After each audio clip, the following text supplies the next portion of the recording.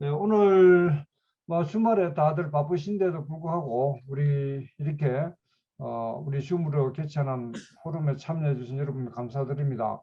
오늘은 특히 그동안 우리 해운금융, 선박금융 분야에서 독특한 경력을 갖고 있는 캔코 해양금융처의 김우석 박사님을 모시고 어, 이야기를 들어보자 하는데요. 그 주제는 선박 투자의 본질이라는 타이틀을 갖고 합니다.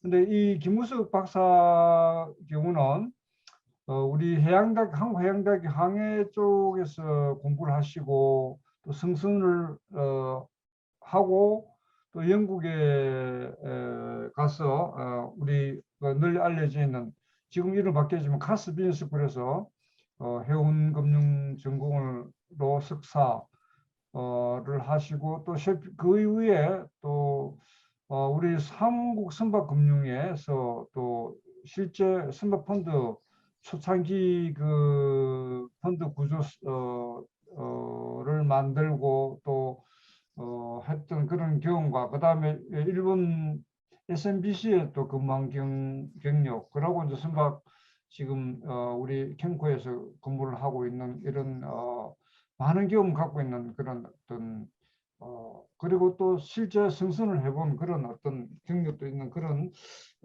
우리 훌륭한 젊은 중진 어떤 전문가라고 볼 수 있겠죠. 그래서 오늘 그동안 또 본인이 박사학위 논문도 쓰고 하면서 틈틈이 글을 썼던 걸 모아가지고 선박 금융 이야기하고 요거죠. 선박 금융 이야기 책이 잘 안 보이네.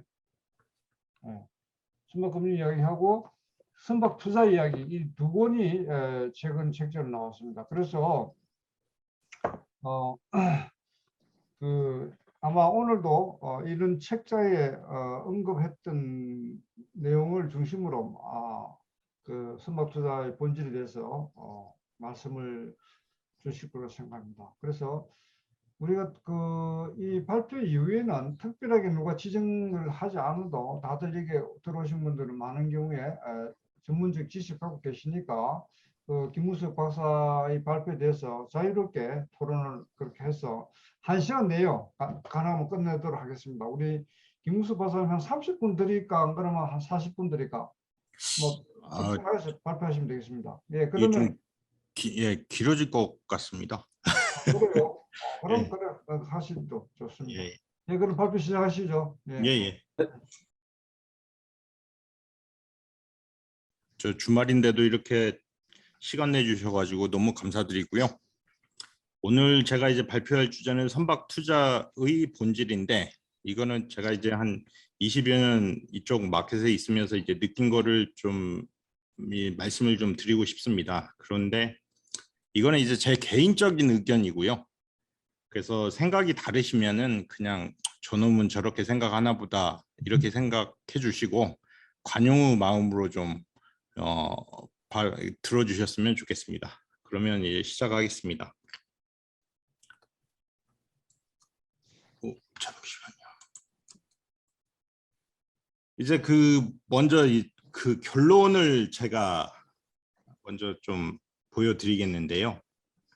결론은 제가 생각한 결론은 이런 내용입니다. 선박 투자에서 선원을 이길 수 있는 존재는 없다. 이게 이제 그 결론이고요. 이게 무슨 내용인지는 그 강의를 다 끝마치면은 다 이해를 하실 겁니다. 그래서 오늘 강의를 한번 시작해 보겠습니다. 선박을 투자를 하면은 두 가지 부분에서 이제 고민을 해봐야 되는데요. 선박을 가지고 이제 오퍼레이터 영역으로 들어갈 것이냐, 아니면 톤내지 프로바이더 영역으로 들어갈 것이냐, 이 부분에 대해서 이제 고민을 해봐야 됩니다. 그런데 이제 외국과 다르게 우리나라는 보면은 좀 오퍼레이터 쪽으로 좀 많이 가시는 것 같아요. 영세 사업자 분들께서.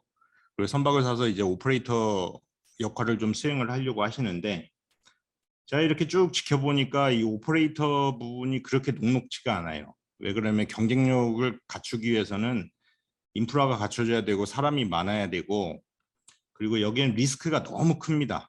이런 뭐 기후, 예를 들어서 배를 빨리 붙여가지고 빨리 디스차징이나 로딩을 하고 빠져나와야 되고, 거기에서 일어나는 모든 일들을 이제 책임을 져야 되는데 녹록지가 않아요. 그리고 개인 영세업체라든지 금융기관에서 이 오퍼레이터 역할을 하기가 결코 쉽지 않습니다. 그리고 특히 금융기관에서 선박을 투자를 하면은 이 전문성이라든지 이런 게 현저히 떨어지기 때문에 오퍼레이터 역할을 수행하는 것은 현실적으로 거의 좀 불가능하고요. 그래서 영세업체라든지 금융기관이라든지 이런 쪽에서 보면은 선박을 투자할 때 톤내지 프로바이더의 영역으로 들어가는 게 맞는 게 아닌가라는 생각을 저는 가지고 있습니다.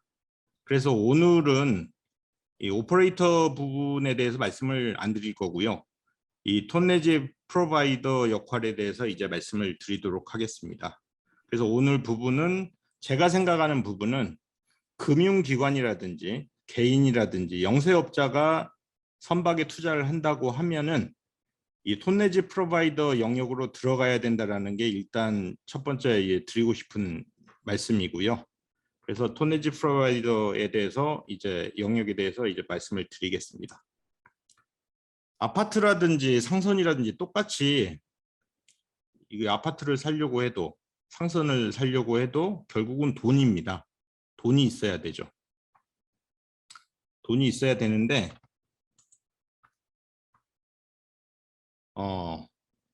이 톤내지 프로바이더 역할에서 보면은 이 세 부분을 인지를 하셔야 돼요. 이거 뭐 다 아시는 내용입니다. 이 외에 뭐 벙커라든지 이런 것들은 고민할 필요가 없고요.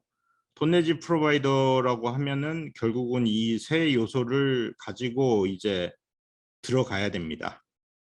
타임 차트 레이트를 어떻게 잡아갈 것이냐, 그리고 카펙스, 오펙스를 어떻게 가져갈 것이냐, 이게 전부 다죠. 여기서 이제 수익은 타임 차트 레이트고 원가는 카펙스하고 오펙스입니다. 그러니까 원가를 놓고 보면 결국은 카펙스하고 오펙스 두 개예요. 두 부분이에요. 그래서 우리가 이제 선박금융을 공부하는 이유도 이 카펙스 부분을 좀 잘 처리를 하려고 이 공부를 하는 건데, 이 원가적 측면부터 이제 접근을 해보겠습니다. 다시 말씀드리지만은 이 모든 전제는 톤내지 프로바이더의 투자입니다. 그래서 이 원가를 보면 이제 카펙스하고 오펙스인데, 이제 우리가 이제 보면은 이제 카펙스를 원가를 이제 줄여야 돼요. 선박을 사다 보면은. 그러면 저희가 이제 영세업자라든지 개인이 선박에 투자를 하게 되면은 이 금리를 최대한 경쟁력 있게 이제 확보를 해야 됩니다. 그래야 되는데 그게 녹록지가 않아요. 영세업체라든지 어떤 선박에 투자하는 데가 크레딧이 없는데 그 금리를 좋게 받는다는 것조차도 불가능하고, 또 금융을 조달하는 것조차도 불가능합니다. 그래서 뭐 밥을 사주고 끊임없이 부탁을 드리고 찾아뵙고 해도 이 금융을 얻어내는 것조차가 어려워요. 쉽지 않아요. 그런데 거기에 좋은 금리를 받는다는 건 더 어렵죠. 그래서 어디는 뭐 예를 들어서 라이브 플러스 뭐 100bp 뭐 150bp 이렇게 받는데 어디는 무슨 7% 8% 이렇게 받아야 되고, 그 격차가 너무 심합니다. 그래서 그 금리를 잘못 받아버리면 이미 거기에서 원가는 어마어마하게 차이가 납니다. 데일리 하이어 베이스로 보면은 뭐 몇백 불, 몇천 불까지도 이제 차이가 나죠. 그런데 이제 우리가 금리에 매몰이 되는데 이 금리보다 더 무서운 게 익스체인지 레이트입니다. 환율이에요. 이 해운이라는 게 이제 달러로 이제 용선이라든지 이런 걸 받는데 성과도 달러죠. 그런데 이제 이 금융이 국내에서 잘 안 되다 보면은 이제 원화로 금융을 일으켜야 되고, 원화로 일으키다 보면 이게 환율이 조금만 튀어버리면 이 이자율은 문제도 안 됩니다. 이 이자율 몇 배의 그 손실을 볼 수가 있어요. 물론 반대로 수익도 낼 수 있습니다. 예전에 보면 엔캐리에서 이제 많은 수익을 냈던 부분이 있어요. 그런데 우리가 그러면은 이자율하고 환율만 문제냐? 그게 아니고 이자율하고 환율을 훨씬 더 뛰어넘는 게 이제 론 어마운트죠. 얼마나 대출을 받느냐. 어떤 사람은 예를 들어서 성과의 30%를 대출을 받는데 어떤 사람은 성과의 50%의 대출을 받고 어떤 사람은 성과의 80% 대출을 받는다고 치면 그 이미 카펙스에서 차이가 너무 커져 버리는 거예요. 그러면 우리가 볼 때 오펙스에서 크게 차이가 안 난다고 해도 이 카펙스에서 벌어져 버리면 경쟁을 할 수가 없습니다. 근본적으로.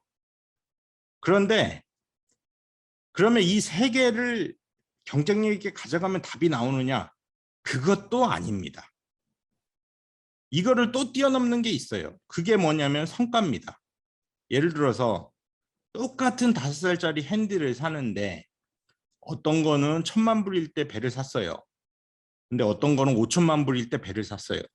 그러면 원가는 다를 수밖에 없잖아요. 카펙스하고 오펙스 차이 때문에.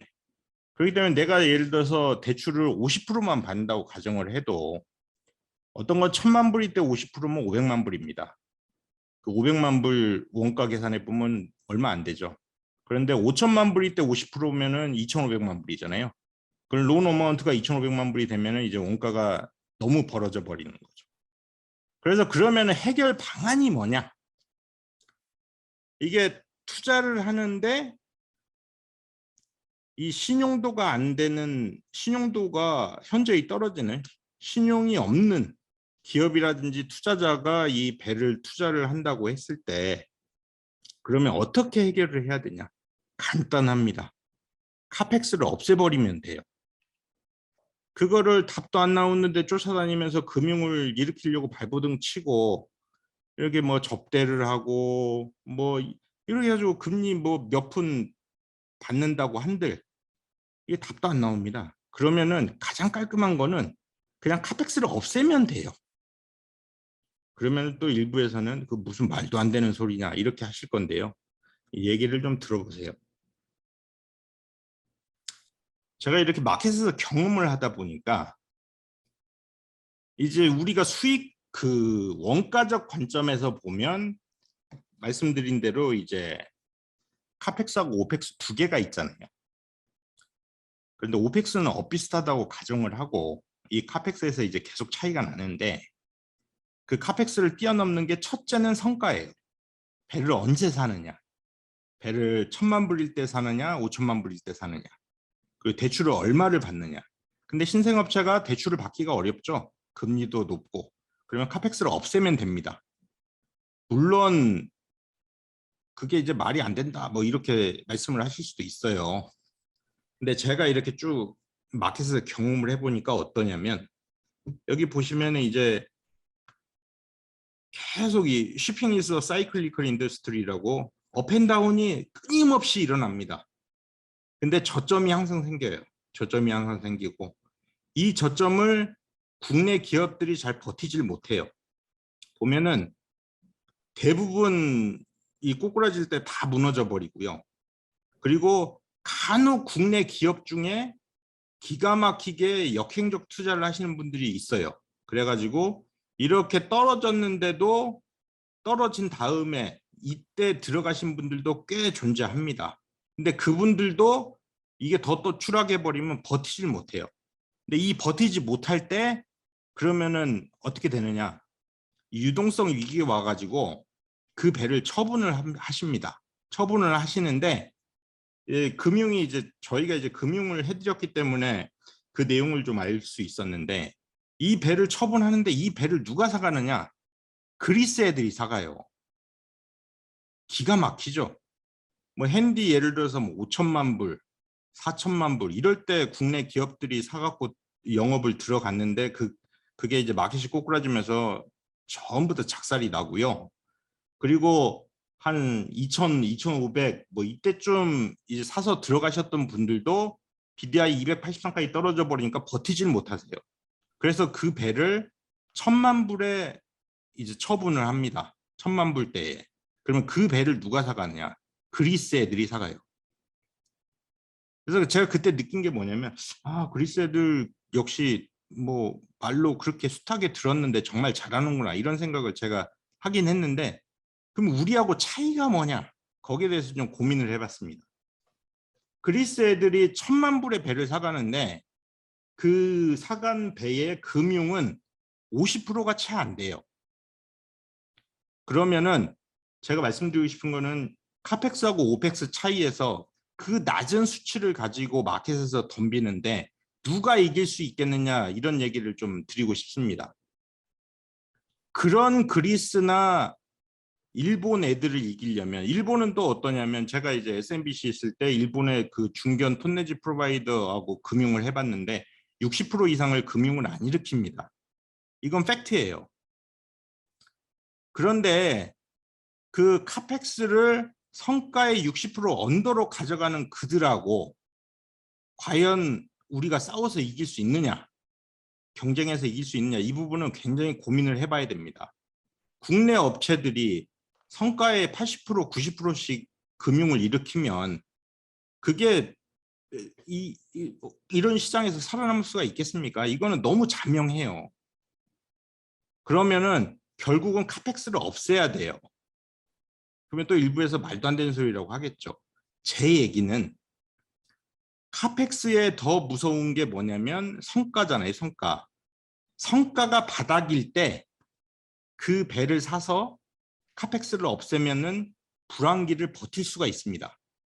근데 이 해운은 잘 아시잖아요. Shipping is a cyclical industry. 그 시점만 버티면 수익이 나요. 몇 배로. 이렇게 계산을 해보면 뭐 1,000만 불짜리가 2,000만 불짜리 그냥 쉽게 되고 제가 오늘 말씀드린 건 뭐냐면 제일 안전하게 가는 방법 제일 확실하게 눈에 보이는 방법이 뭐냐에 대해서 이제 말씀을 드리는 겁니다. 2016년도에 핸디가 중국산 핸디 5살짜리가 거의 500만 불까지 떨어졌어요. 성과가. 그럼 500만 불이면 뭐 환율 1,200원 잡아도 60억입니다. 근데 그 60억이 없을까요? 그 카펙스를 없애고 가야 되는데 그게 도저히 불가능한 수치냐 이거에 대해서 우리는 따져봐야 된다 이거죠. 그리고 제가 말씀드리고 싶은 거는 너무 성격이 급해요. 그 성질도 너무 급하고 배를 한 척에서 두 척 이렇게 좀 보수적으로 확대를 하면서 바닥을 다지고 이런 식으로 투자를 해야 되는데 한꺼번에 많이 먹겠다는 이런 게 너무 심해요. 제가 봤을 때는. 그래서 이걸 다지고 또 다지고 카펙스를 없애가면서 이게 왜 그러냐면 이게 상대가 있는 게임이잖아요. 전 세계 월드와이드에서 바다에서 상대가 있는 게임이에요. 그러면 이게 불황이 되고 한정된 화물이 있고 한정된 이 선박만이 인플로이먼트를 확보할 수 있다고 하면 결국은 원가 싸움이고 그 원가에서 이겨야 됩니다. 그 옆에보다 원가가 낮아야지 이길 수 있고 버틸 수 있는 거예요. 그러면 우리가 예를 들어서 성과의 80%, 90%의 카펙스를 가지고 간다고 하는 거는 그거는 아예 그냥 경쟁을 하겠다는 얘기가 아니죠. 일본만 하더라도 60% 언더예요. 그리고 그리스 애들은 50% 언더인데 그것도 성과가 낮을 때 들어갑니다. 1,000만 불에 50%하고 5천만 불에 50%는 또 차이가 있죠. 근데 같이 1,000만 불에 배를 샀다고 해도 어디가 50%를 가지고 있으면 걔를 이기려면 카펙스를 30%로 줄여야 돼요. 이게 너무 자명하잖아요. 보면은 이 타이밍을 보면은 제가 이렇게 마켓에서 경험해본 두 가지 방법이 있는 것 같아요. 하나는 이 올라가는 시점에 빨리 들어가 가지고 2, 3년 안에 그거를 그 수익을 다 확보를 해 가지고 배를 데프리로 만드는 방법이 하나 있고요. 하나는 이 저점에 들어가서 이게 이제 사이클이 올라갈 때를 버티는 방법이 하나 있는데 이게 이때는 겁이 납니다. 이 마켓이 좋은 상태에서 더 올라가는 상황은 언제 꺼질지 모르기 때문에 굉장히 겁이 나고요. 이건 운이 좋아야 됩니다. 그래서 확률적으로 볼 때 물론 이쪽도 이 성공할 확률은 존재하지만은 제가 봤을 때 안정적으로 갈 수 있는 확률은 이 저점 부분이에요. 저점 부분이면은 마켓 레이트가 어느 부분까지 떨어지냐면 오펙스도 커버 안 되는 부분까지 떨어져 버려요. 그런데 만약에 카펙스가 존재하고 있다. 그러면 버틸 수가 없습니다. 그래서 이 오펙스도 커버 안 되는 그런 기간이 얼마가 될지는 모르지만 그 기간을 잘 버텨야 됩니다. 잘 버텨서 운임이 올라가고 거기서 이제 향유를 해야 돼요. 그러면은 확률적으로 볼 때 선박 투자에서 그 가장 확률이 높은 그 방법을 찾는다고 하면은 저가로 성과가 이제 최저점으로 떨어져 가지고 오펙스가 커버가 안 되는 그 부분에 왔을 때 카펙스 없이 선박을 투자를 해서 그거를 이제 한 척 두 척씩 이렇게 늘려가는 방법이 제일 좋은 방법이 아닌가 이런 생각을 합니다. 여기 보시면은 이제 2016년도에 이때 분위기가 어땠냐면 성과가 뭐 상상을 초월할 정도로 이제 하락을 해버렸고요. 이제 오펙스도 조금은 커버가 안 됐습니다. 오펙스가 커버가 될 때도 있지만은 안 될 때가 있고요. 그러면 여기에서 이제 생각을 해야 되는 원가는 그런데 타임 차터의 그 전략을 어떻게 가져가야 될 거냐. 이 부분도 좀 고민을 해봐야 되는데 리만이 터지기 전에 무슨 일이 있었냐면은 해운사들이 운임이 너무 폭등을 하니까 겁이 나가지고 이때 장기 TC를 다 맺었어요. 그때 실제 그 운임을 향유를 못하고 그 고점 대비 굉장히 낮은 수준으로 TC 레이트를 가지고 다 타임 차트를 롱텀 타임 차트를 맺었는데 문제는 뭐냐면 오퍼레이터들이 다 무너져 버려요. 이게 마켓이 꼬꾸라지면은. 그래서 그게 무의미합니다. 그 장기 TC를 맺었다는 것 자체가 무의미해요. 왜 그러냐? 오퍼레이터들이 다 무너져 버리기 때문에 받을 수가 없어요. 그러면 이중고가 발생을 해요. 이미 배를 낮은 원가에서 가지고 있으면 모르는데 대부분 카펙스가 굉장히 높은 상태고 거기에 그 스팟에 가까운 그 타임 차트 레이트를 향유를 못했고 롱텀으로 잡는 바람에 굉장히 TC 레이트가 낮아져 버린 상태에서 그것도 오퍼레이트가 무너져 버려 가지고 받지를 못해요. 그러니까 수익은 수익대로 못 얻고 여러 원가는 원가대로 높고 그래서 버틸 수가 없죠. 그래서 톤내지 프로바이더 다 무너져 버리죠. 그렇기 때문에 제가 말씀드린 거는 확률적으로 봤을 때 어느 시점에 들어가는 게 가장 안전한가 거기에 고민을 해봤는데 저는 저점이 아닌가 생각됩니다. 그래서 카펙스 없이 들어가야 된다. 근데 이거를 제가 이 교육의 대상이 누구냐면 해양대생들이에요. 해양대생들. 왜 그러냐면 이 핸디라든지 이런 거를 결국은 카펙스가 없다고 하면 오펙스에서 경쟁력을 가져가야 되는데 그걸 누가 할 수 있냐면 선원들이 할 수 있어요. 선원들이 가장 거기서 그 현명하게 원가 절감도 하면서 선박을 매니지먼트 할 수 있고 그리고 육상에 근무하신 분들 대비해서 해상직들이 돈을 모으기가 쉬워요. 월 통장에 고스란히 돈이 다 쌓이기 때문에 그들한테 2016년에 예를 들어서 핸디가 5살짜리가 500만 불 정도 했는데 그 동기들하고 아니면은 기관이나 항해 파트들이 이렇게 뭉쳐가지고 돈을 모으면은 60억이 그렇게 큰 돈이 아니에요. 그 사람들한테는. 그래서 그들이 오퍼레이팅 코스트를 잘 매니지먼트 해가지고 배를 소유해서 확보를 한다고 하면 굉장히 훌륭한 톤내지 프로바이더 투자를 할 수 있습니다.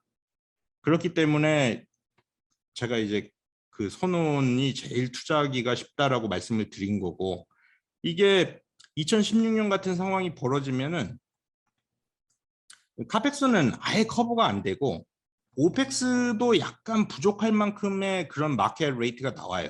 TC 레이트라든지 스팟 레이트가. 그러면은 그거를 그 승선하는 그 친구들이 매니지를 하면 잘할 수 있다. 이런 말씀을 좀 드리고 싶고요.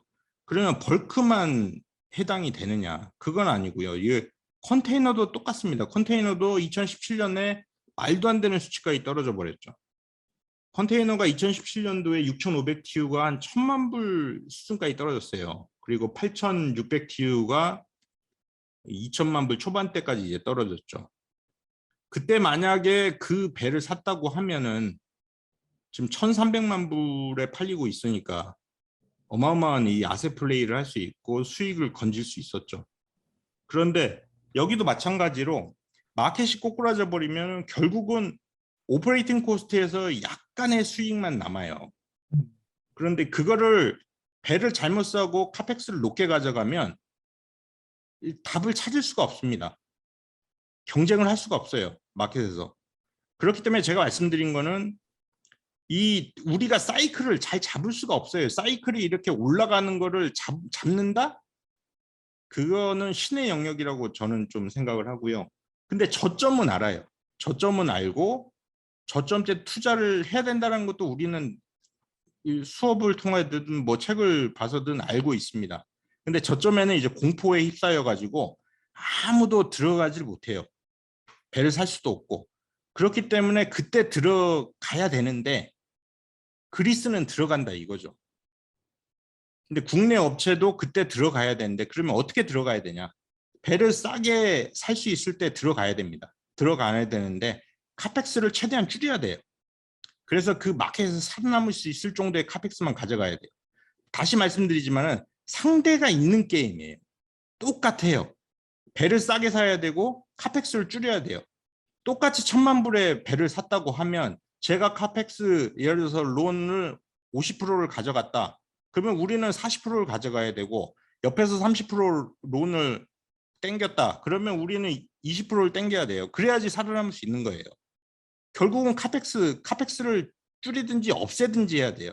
근데 기존 해운사가 크레딧이 있기 때문에 이 마켓에서 활동하고 있거나 아니면은 선박금융 기관이 좋은 데가 이렇게 붙어 있으면 그들하고 똑같은 그 저기 뭐 예를 들어서 40%면 40%, 50%면 50%의 금융을 받는다고 해도 금리 차이가 있기 때문에 그들하고 경쟁을 할 수가 없어요. 우리나라 기업들이나 신생기업들이나 투자자들은 대출을 일으키기가 쉽지가 않습니다. 그렇기 때문에 결론적으로는 카펙스를 완전히 줄여버리든지 없애는 방향으로 가야 돼요.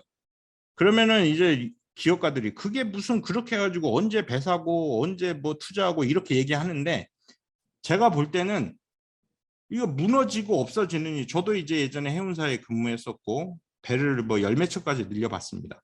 근데 망하면은 의미가 없어요. 아무런 의미가 없습니다. 그냥 망하면 그냥 다 신용불량자 되고 그냥 무슨 그냥 하루아침에 전부 다 실업자 되고 뭐 예전에 나 배 10척 갖고 있었다. 그냥 호기롭게 얘기는 할 수 있겠죠. 그게 무슨 의미가 있어요. 그냥 한 척이라도 잘 카펙스 없이 돈 다 끌어모아가지고 열심히 운영하다가 마켓이 올라갔을 때 그걸 잘 매니지해가지고 또 마켓이 떨어질 때 그걸 두 척을 또 사고 이런 식으로 천천히 늘려나가서 그거를 2세대, 다음 세대, 다다음 세대 이렇게 계속 확장을 해나가야지 막 마켓 뛴다고 뭐 배 20척, 30척씩 사가지고 무너져가지고 뭐 회사도 없고 뭐가 남습니까? 그러면 맨날 술 먹으면서 내가 말이야 한때는 뭐 배 몇 척이나 갖고 있었고 사장했었고 이런 거 해봤자 그게 뭐가 남냐고요. 그냥 건실하게 한 척이 두 척 되고 두 척이 세 척 되고 이게 낫지. 그냥 뭐 마켓 뭐 레버리지 잔뜩 일으켜가지고 뭐 80% 90% 일으켜가지고 배 10척 20척 사서 그냥 마켓 볼거릴 때 다 신용불량자 되고 또 도망가고 이거는 의미가 없잖아요. 그래서 바닥을 다지면서 가야 된다. 늦지 않았어요. 이거는 제가 볼 때는 크레딧이 없다, 노하우가 없다, 무슨 업력이 없다 이런 거는 생각을 할 필요가 없고 신생업체든 누가 됐든지 간에 기회가 항상 있습니다. 저점에 성과가 바닥일 때 그때 카펙스를 최대한 줄여가지고 투자를 하는 게 그게 가장 정석이라고 이제 생각을 하고요. 그렇게 해 가야 된다. 그리고 제가 말씀드렸지만 일본의 중소선사들을 보면은 60% 이상으로 대출을 일으키질 않아요. 그러면 걔네들을 우리가 못 이기겠다. 절대 그러지 않습니다. 걔네들 신조를 하는데 신조 타임이 보면 항상 맞지가 않아요. 성과가 높을 때 신조를 합니다. 아니면 성과가 뭐 중위분 때 신조를 하고 최저점에 절대 신조를 하지 않습니다. 물론 최저점에 신조를 할 수도 있겠죠. 근데 그 신조가는 높을 수밖에 없잖아요. 중고가에 대비해서. 그렇기 때문에 일본 선사하고 경쟁을 해서 충분히 이길 수 있어요. 그 부분은. 근데 결국은 카펙스를 줄여야 된다. 그런 얘기를 드리고 싶고요. 이 6500TU 2016년에 한진 무너지고 나가지고 1000만 불이었습니다. 1000만 불. 6500TU가 예전에 1억 불이 넘었던 배인데 1000만 불이에요. 1000만 불이 불가능한 숫자냐 생각을 잘 해보면은 결코 불가능한 숫자가 아닙니다. 근데 이 확률이 높고 수익성이 검증된다고 하면은 한번 도전해 볼 만한 투자처죠. 이게 1000만 불에 사가지고 1억 불 이상에 다 팔렸잖아요. 지금 이런 좋은 투자처가 어디 있습니까? 충분히 도전해 볼 만한 이 영역이다. 이런 말씀을 좀 드리고 싶고요. 항상 뭐 30년 전에도 그랬고 항상 하는 말이 있잖아요. Shipping is a cyclical industry. 그러면 언제 들어가야 되냐? 그리고 어떻게 들어가야 되냐? 뭐가 이제는 바뀌어야 되냐? 바뀌어야 돼요. 한국 제가 보기에는 뭐 금융 잘 안 된다 뭐 어쩌나 근데 제가 볼 때는 우리나라가 지금 전 세계에서 제일 금융도 잘 되고 선박금융도 잘 되고요. 전폭적이에요. 금리도 굉장히 낮고. 그런데 80% 90% 이건 아닌 것 같습니다. 이 카펙스를 낮춰야 돼요. 낮춰서 정석대로 가야 돼요. 그래서 그게 한 척이 두 척이 되고 그렇게 원가 경쟁을 낮춰야 돼요. 왜 그러냐면 상대가 있는 게임이에요. 상대가 있는 게임이기 때문에 그들과 싸워서 이길 수가 없어요. 카펙스가 높으면은. 여기 보시면 뭐 금리 지금 이 부분을 좀 말씀드리는데 결국은 뭐 크레딧이 좋으면은 대출 금리를 낮게 가져올 수 있겠죠. 예를 들어서 뭐 라이보 뭐 100bp하고 라이보 300bp하고 원가 차이가 날 수밖에 없지만은 근데 이 금리도 그렇게 중요한 게 아니라 금리에 앞서는 게 환율이다 말씀드리고요. 엔캐리 때문에 뭐 돈도 버신 분도 많지만 이 환율보다 더 중요한 론 어마운트고 그 론 어마운트보다 더 중요한 게 선박 가격이다. 5천만 불 때 선박 사는 거하고 1000만 불 때 선박 사는 거하고 차이가 있을 수밖에 없고 물론 마켓이 올라가면은 뭐 5천만 불에 사도 답이 나옵니다. 근데 그걸 누가 개런티 할 수 있겠냐고요. 그 마켓 레이트가 1년을 지속할지 2년을 지속할지 그건 알 수가 없습니다. 굉장히 확률적으로 어려운 싸움이에요. 물론 그걸 잘 타면은 성공을 하고 배 늘릴 수 있겠죠. 우리 해운사들 엄청나게 많았잖아요. 리만 터지기 전에. 얼마나 많았습니까? 근데 그 리만 터지고 나서 그냥 다 없어졌죠. 그래서 여기 보면은 이제 제가 적었지만 타이밍 is everything이라고 방법은 간단해요. 성과 낮을 때 데드 어마운트를 굉장히 낮게 해서 선박을 확보를 하고 타임 차트 레이트는 이거는 타임 차트를 맺는데 이것도 전략적으로 잘 맺어야 돼요. 뭐 1년 단위로 맺을지 3년 단위로 맺을지. 근데 제가 아까 전에도 말씀드렸지만은 롱텀이 결코 좋은 게 아니다. 마켓 좋을 때 롱텀 해봤자 어차피 오퍼레이트를 무너지면은 다 무용지물이고 그 높은 레이트도 향유를 못해요. 그리고 성과가 높아지면 팔면 됩니다. 팔고 또 사이클이 잠잠해지기까지 기다리고 그래서 한 척을 두 척으로 만들고 그런 회사가 국내에 있어요. 제가 봤어요. 그 금융도 몇 번 해드렸는데 그런 회사가 훨씬 낫죠. 한 척을 두 척 만들고 두 척을 네 척 만들고 이렇게 조용히 가는 회사가 낫지. 뭐 배 20척 3척 만들어가지고 마켓에서 사라지고 많으니 뭐 땡땡 회사처럼 계속 이렇게 뭐 한 척 두 척 만들고 두 척 네 척 만들고 이렇게 가는 게 훨씬 낫잖아요. 그래서 그게 훨씬 더 바람직하지 않냐 그런 생각을 좀 해봅니다. 그리고 이제 배를 확보를 할 때 이제 환경 규제 요즘 이제 계속 얘기가 나오지 않습니까? 이런 부분도 이제 고려를 해서 해야 된다. 그래서 제가 그 책을 쓴 그 대상이 이제 해양대학교 후배들 대상으로 이제 책을 썼고 그들이 가장 선박 투자를 잘 할 수밖에 없다라고 저는 개인적으로 생각을 하는데, 그들한테 이제 꼭 해주고 싶은 말이, 이제 사람이 이제 결국 태어나서 죽음으로 가지 않습니까? 죽음으로 가는데 그 사이에 이제 계속 선택을 해야 되잖아요. 육상에 근무하는 것도 물론 뭐 좋은 일이지만은 그 선주가 돼보는 것도 멋진 일이 아닌가, 그런 생각이 듭니다. 그래서 뭐 육상에서 뭐 사원 대리로 들어가가지고 과장, 뭐 차장, 부장이 주는 스트레스 계속 한 20년 년 받고, 또 거기에 또 뭐 부장 되면은 그게 끝이 아니잖아요. 위에 뭐 이사, 전무, 뭐 사장, 부사장, 사장 다 있는데, 그거 스트레스 한평생 그 남 눈치 보고 그 스트레스 받으면서 그렇게 살 필요가 없잖아요. 그냥 그렇게 사느니 이 선박의 동기들하고 잘 이렇게 협의해가지고 선박 저점에 이제 선박 사가지고 직접 뭐 승선을 하든지 오퍼레이팅을 잘 해가지고 이 선주가 되는 것도 굉장히 멋진 일이라고 생각이 듭니다. 네.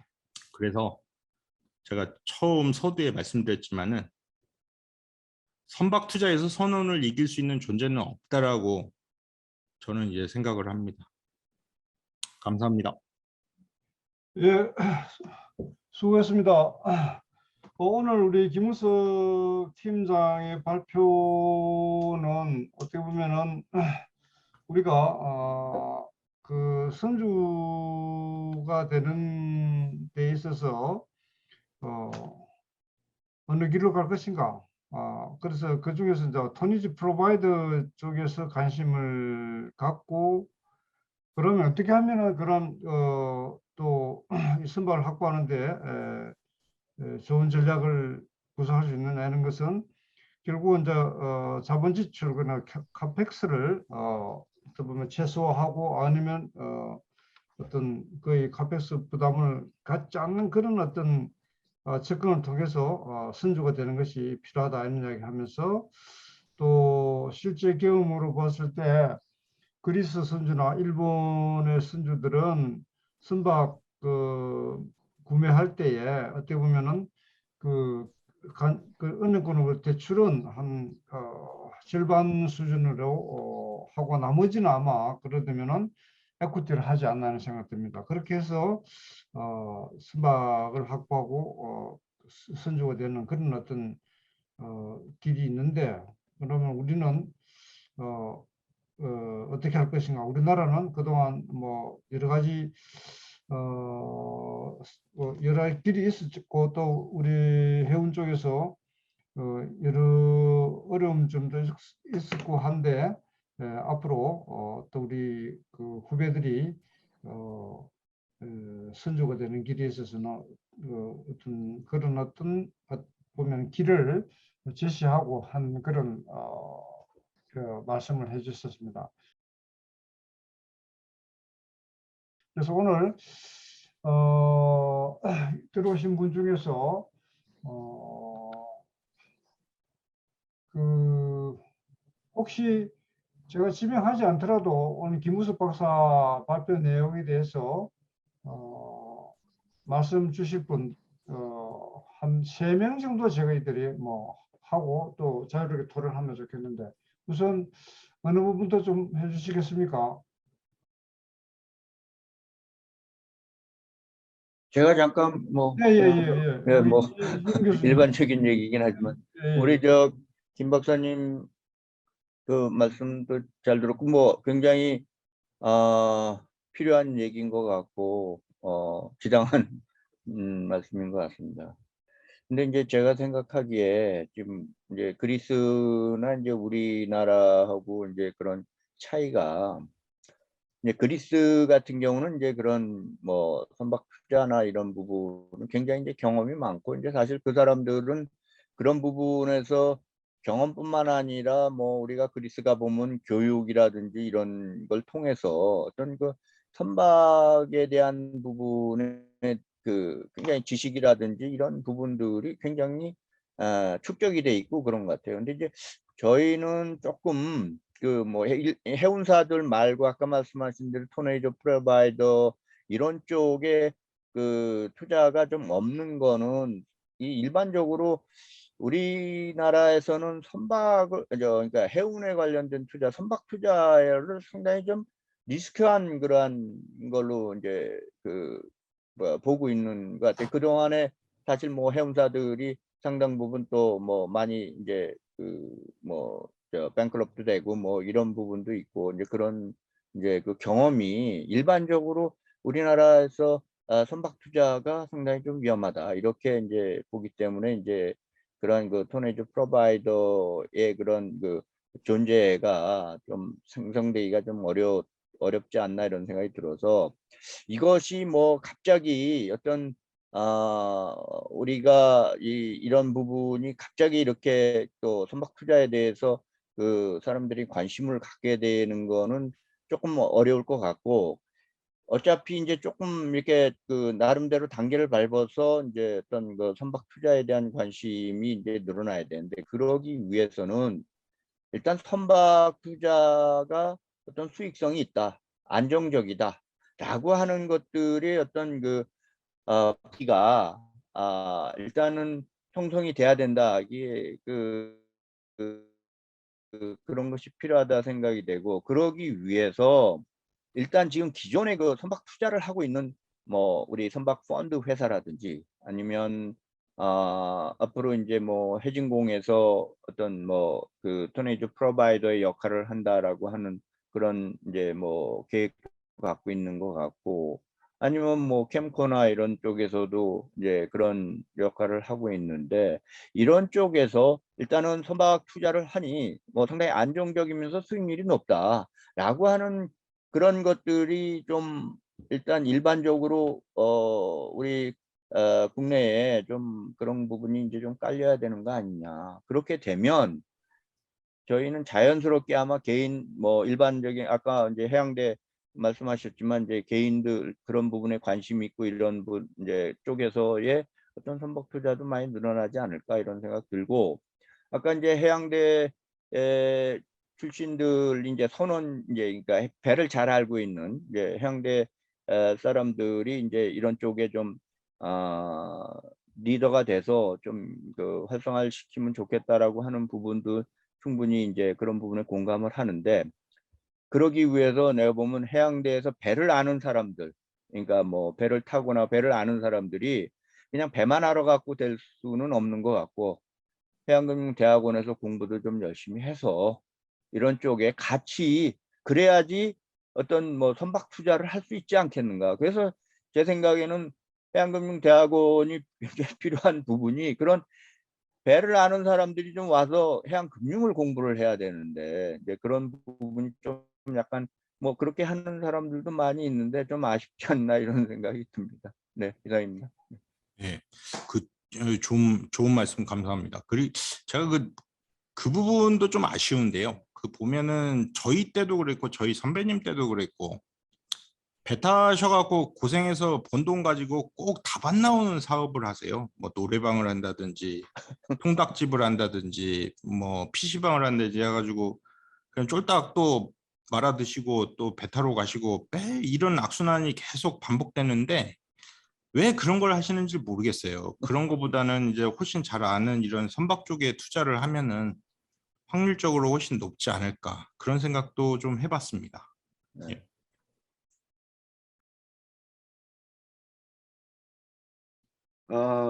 뭐 오늘 김 박사 말씀하신 부분에 이제 이 카펙스를 좀 낮춰야 된다.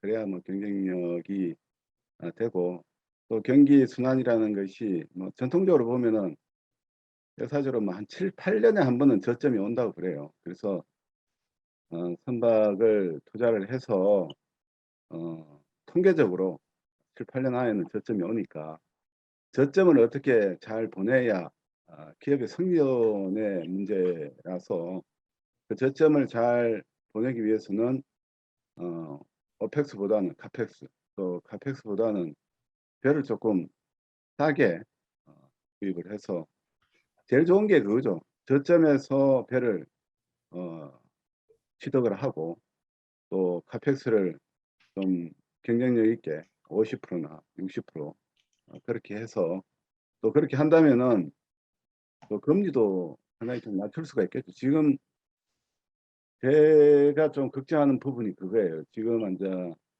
우리 선박금융이 정책금융 중심으로 좀 되어 있는데, 그러다 보니까 업계에서 요구는 가급적 레버리지를 많이 하려 그래요.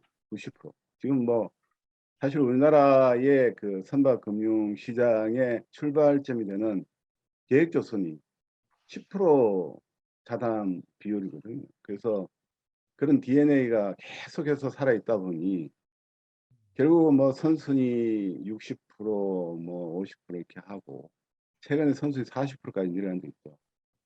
그러다 보니까 이제 선순위는 좀 뒤에 뭐 이 금리가 낮지만 결국 레버리지가 높아지면 높아질수록 금리는 기하급수적으로 높아집니다. 그러다 보니 아까 김 박사가 이야기한 대로 글로벌 경쟁 시장인 이 선박 운용 시장에서 경쟁력이 떨어지고 결국은 이제 호황 때는 다 괜찮습니다.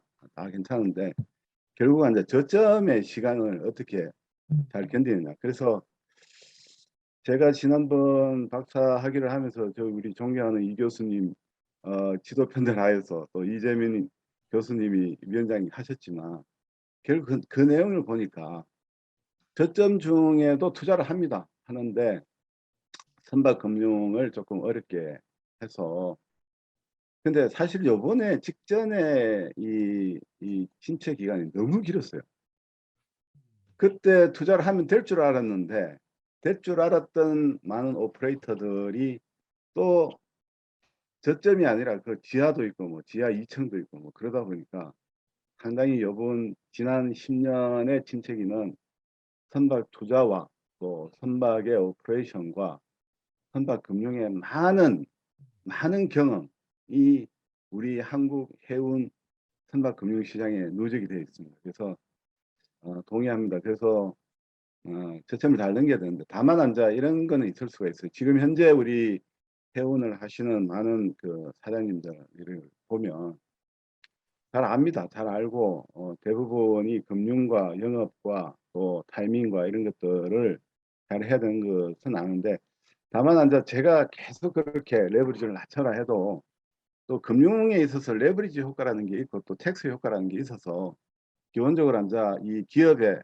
그 아주 이 진취적인 그런 사고를 가지고 옵티미스틱하게 이 시장을 보는 사장님들은 자신감 있게 레버리지를 합니다. 하는데 그 이면에 보면은 한 가지 시장을 좀 길게 보는 것 같아요. 내가 뭐 5년 뭐 이렇게 하고 끝낼 게 아니고 10년, 20년 또 계속 기업으로 이렇게 계속할 그런 생각으로 해서 한 10년 정도 잘 버텨서 배가 되풀이가 되면 또 거기서 또 다른 축적을 해서 또 선대를 내려가는 그런 긴 꿈을 가지고 있는 것 같아요. 그래서 뭐 그런 부분들이 좋지만 사실은 지금 정책금융이 주가 되면서 지금 현재의 한국의 선박금융 관행은 김 박사님이 이야기한 대로 국제 경쟁력에는 부합하지 않는다. 이 부분은 좀 고쳐야 된다. 그러면 뭐 해양대 후배들이 뭐 자담해서 이렇게 투자하는 게 언제든지 하는 것도 되는 거고 다만 지금 현재 해운업을 하시는 분들하고 또 자금을 공급하는 정책금융기관들 그리고 또 거기에 또 펀드 투자를 하는 그런 분들이 다 같이 협심을 해서 이런 부분에 대해서 우리가 이 기업을 지원을 하되 경쟁력이 가능한 카펙스나 그런 구조를 갖추는 데 대해서 공급자들도 조금 좀 이 다짐을 좀 했으면 좋겠어요. 그리고 다행히 이번에 우리가 이 코로나 팬데믹으로 인해서 전기선 중심으로 해서 많은 수익이 생겼어요. 그래서 생겨서 지난번에 제가 이런 이야기를 좀 계속 하고 있는데 이번에 생긴 수익으로 가지고 우리 선박금융 자체를 조금 선진화시키자. 그래서 자담을 대폭 좀 줄이고 자담을 대폭 좀 늘려서 카펙스를 줄이고 이 사실은 선수님만 하면 금리도 상당히 줄일 수가 있습니다. 그래서 전반적으로 경쟁력이 높아질 수 있는 절호의 기회가 한국 해운 산업 전체에 기회로 왔다라는 그런 이야기 듣습니다. 전반적으로 우리 김 박사님 이야기에 동의하면서 공급기관에서도 좀 그런 부분에 대해서 인식을 같이 하고 또 그동안의 해운사들도 지금 현재의 수익들을 다른 데 쓰지 말고 좀 가지고 있다가 자담 부분, 근데 확장 시에 자담을 좀 높이는데 활용을 했으면 좋겠다라는 이야기를 계속 하고 있고 또 쓰고 있고 또 나중에 또 기회가 되면 또 쉐어를 하도록. 이상입니다.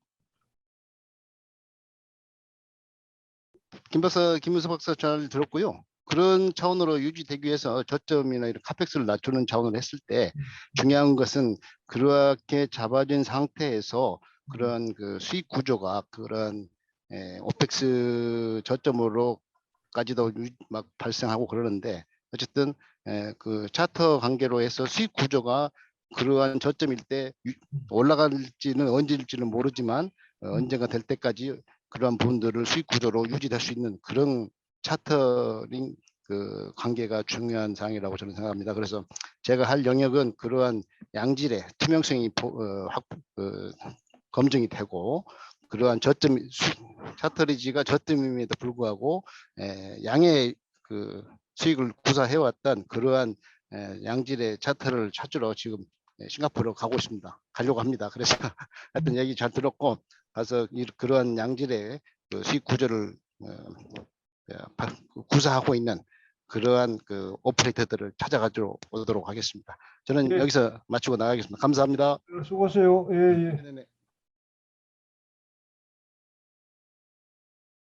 오늘 선박투자 본질에 대해서 김우수 박사님 발표해 주시고 또 발표 내용 핵심은 우리 이동 부사님도 말씀했지만은 우리나라 선주들도 자기 자본 비율을 지금보다는 좀 더 높이는 그런 방향으로 가는 것이 바람직하다는 그런 내용이 되겠습니다. 그래서 특히 요즘 호황 시기에 해운기업들이 많은 이익을 내고 있는데 이때에 어떤 재무구조 개선에 상당히 제로의 어떤 기회가 아닌가 이런 생각도 해보고 또 그런 지금까지 어떤 지나친 어떤 데트에 의존했던 그런 어떤 선박 확보를 좀 에quity 파이낸싱으로 좀 전환하는 그런 계기가 되었으면 하는 생각을 해봅니다. 그래서 오늘 이 어떤 카펙스를 낮추는 그런 전략은 어떻게 보면은 결국은 제 생각에는 보면은 자기 자본 비율을 높이는 것이 하나의 방법인데 실제로는 자기 자본 비율을 높이더라도 어떻게 보면은 그 배당이라는 이런 걸 생각한다면 또 거기서 카펙스가 없지는 않거든요. 그러나 이제 재무구조 안전성을 가져간다는 그런 측면에서는 어떤 의미가 있다는 생각을 해봅니다. 그래서 지금 우리 현재로 보면은 지나친 그 해운기업들의 그 부채 비율이 높은 것은 사실은 굉장히 좀 위험한 부분이 많거든요. 어떤 호황이들이 관계없는데 우리 한진해운을 분명히 보면 한진해운이 그랬었지 않습니까? 그런 해운이 한진해운이 부채 비율이 높다 보니까 구조조정 요구했을 때 응하지 못하고 결국 부도나는 그런 어떤 사태가 발생하는 그런 면에서 굉장히 안타까운데 그러면서 우리 캐피탈 스트럭처를 건전하게 가져가는 그런 전략은 해운계에서 조금 이제 새롭게 접근해야 될 그런 상황 같습니다. 오늘 우리 참여해 주신 우리 해운 여러분들 또 특히 발표해 주신 김 박사님, 토론해 주신 이재명 교수님, 또 이동희 부사장님, 지금 나가쯤에 조인성 사장님, 감사드립니다. 그럼 남은 주말 일정 잘 보내시고 또 장마철에 건강히 조심하시길 바라고 아마 7, 8일에는 저희들이 좀 듣고 이래서 좀 쉬까 싶습니다. 그래서 9월 달에 다시 우리 포럼을 시작했으면 합니다. 네, 감사합니다. 예, 맞습니다.